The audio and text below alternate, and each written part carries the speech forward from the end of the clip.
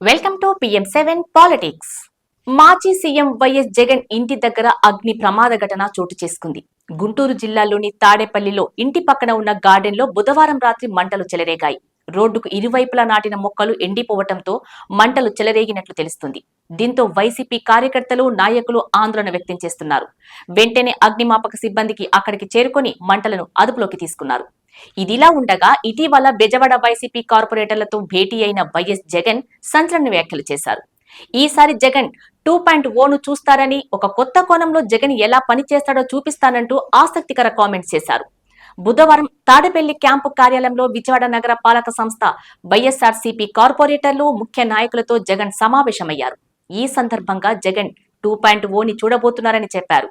ఈ 2.0 వేరేగా ఉంటుందని, కార్యకర్తల కోసం జగన్ ఎలా పనిచేస్తాడో చూపిస్తానన్నారు. తాపత్రయం పడ్డానని, వారికి మంచి చేసే విషయంలో కార్యకర్తలకు ఎక్కువ ప్రాధాన్యత ఇవ్వలేకపోయానని చెప్పారు.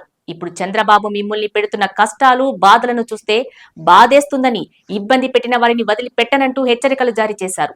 ఈ ప్రభుత్వంలో వైసీపీ కార్యకర్తలను, నాయకులను ఇబ్బందులు పెడుతున్న వారికి, అధికారులకు 2029లో నేను ప్రభుత్వం ఏర్పాటు చేయగానే ఎక్కడ ఉన్నా పిలిపించి మరీ చర్యలు తీసుకుంటామని జగన్ చెప్పటం విశేషం.